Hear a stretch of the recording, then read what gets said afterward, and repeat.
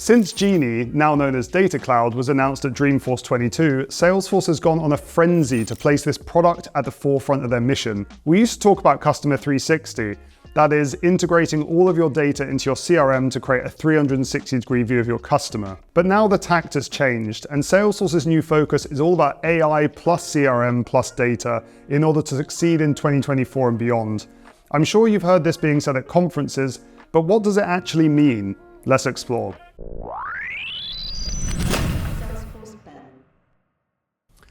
Salesforce announced their Q4 earnings earlier this year, beating analysts' expectations by growing 10.8% year over year, but also forecasting single-digit growth of 8.6%, which will probably be their lowest yearly growth on record. Despite this, their margins are increasing. They're paying a dividend for the first time, and Wall Street is happy. Salesforce's stock is up 70% over the past year. Salesforce has been boasting about Data Cloud for a while, calling it the greatest Salesforce innovation in the company's history at Dreamforce 22. But now we finally have some cold, hard facts on the success of the product. Before we go any further, I'd like to take a few seconds to thank this video's sponsor, Elements.cloud. AI can make you so much more effective as a Salesforce professional, and I'm blown away by what is achievable with Elements GPT. You should take a look at elements.cloud/SFN. In the Q4 earnings call at the end of February, Mark Benioff revealed some interesting insights about their golden child in the last quarter, including Data Cloud is approaching 400 million in ARR, growing at nearly 90% year over year. It's their fastest growing organic product in the history of Salesforce, and in Q4, 25% of deals over 1 million included Data Cloud. Salesforce have also recently added 1,000 net new customers. And finally, 7 trillion records were ingested into Data Cloud.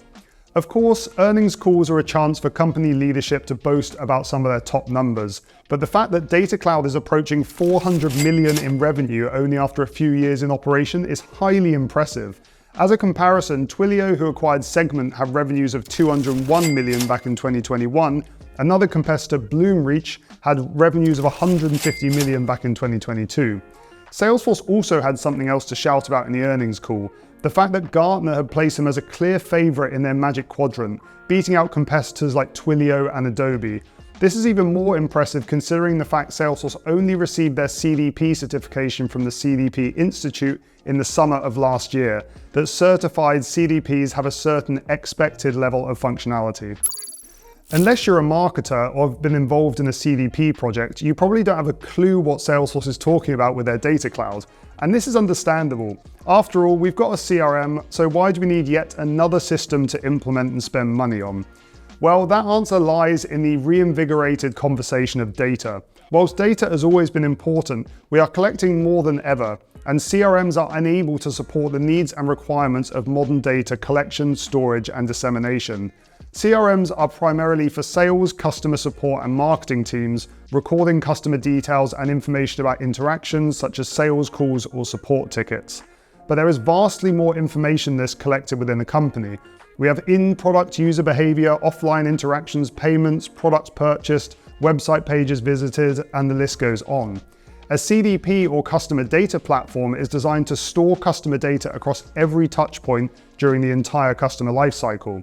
This means that instead of the CRM being the single source of truth, the CDP is considered to have this view as more data is being ingested from various sources.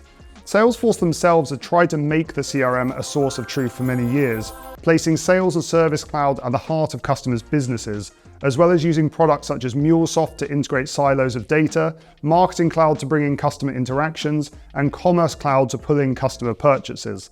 But Salesforce have said in recent Q&A about Data Cloud that, despite efforts to centralize data and build a 360-degree customer view in the CRM, most company data remains disconnected and therefore unusable or only partially effective to improve the customer experience. In my opinion, 2 foundational aspects make CDPs and Data Cloud particularly special.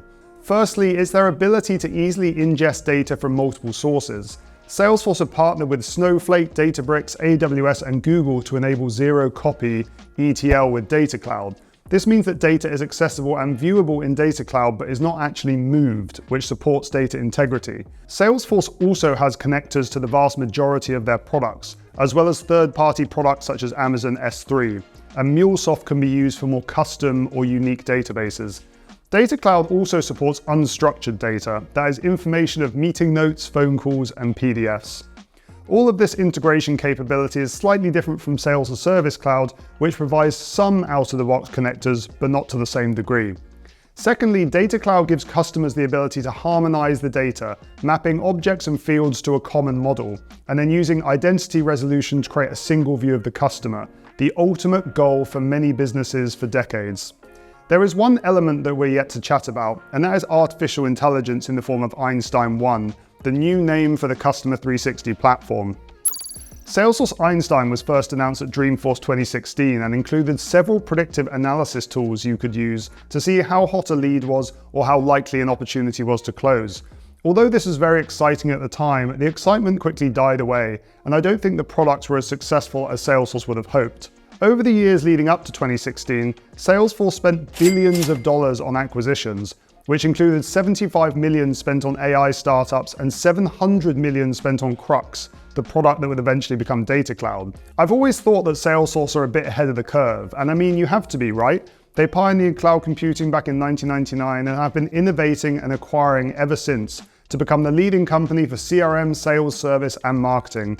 Salesforce and Benioff may have seen the future as far back as 2016, acquiring companies that would eventually have an impact on their 2024 strategy. The general message behind Salesforce's AI plus CRM plus data messaging is that for AI to work in the world of B2B, you need data collected automatically across the entire company in the form of a CDP. And you, of course, need your CRM for customer-facing teams to work out of and utilize the AI insights.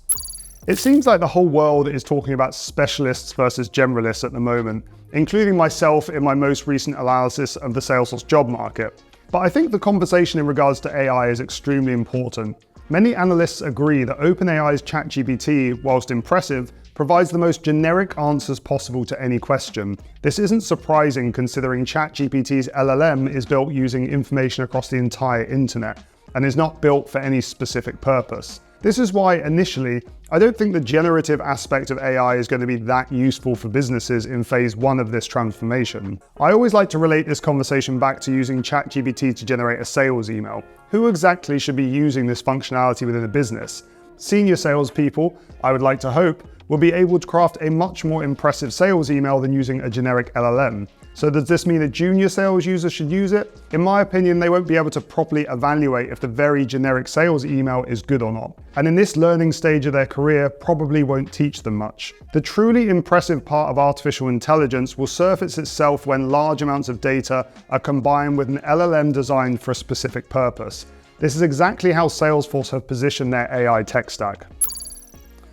Einstein 1 has a mixture of artificial intelligence tools on the platform, and it kind of mirrors the way the core Salesforce platform is built, standardized and custom. We have out-of-the-box AI features such as sales email generation in Sales Cloud and service replies in Service Cloud, but then we have tools such as Copilot, Prompt, and Model Builder, 3 tools contained in the Einstein 1 Studio that allow us to build custom AI functionality and roll it out to our users, which can also be integrated with other Salesforce functionality.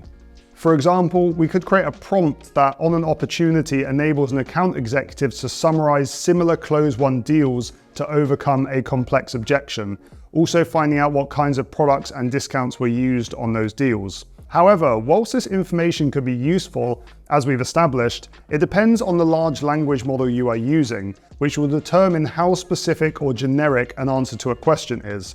Well, Salesforce have an answer for that too. Out of the box, Einstein 1 Studio will allow you to use Salesforce's own proprietary LLM, which is presumably the latest XGen 7b. Salesforce has been somewhat secretly building LLMs for over a decade, and their latest LLM allows you to input more data than traditional ones, as well as receive longer outputs.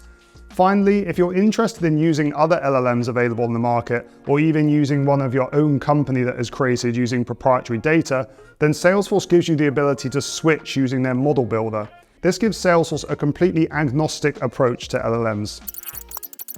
Salesforce often takes risky bets, throwing their resources into the flavor of the month such as blockchain and NFTs. But AI doesn't seem like a trend that is going to wither and die. It's probably only a matter of time before it starts to enable every aspect of our personal and business lives. If everything goes well, Salesforce's big bet on Data Cloud and Einstein could provide a huge second wind to the company's growth story.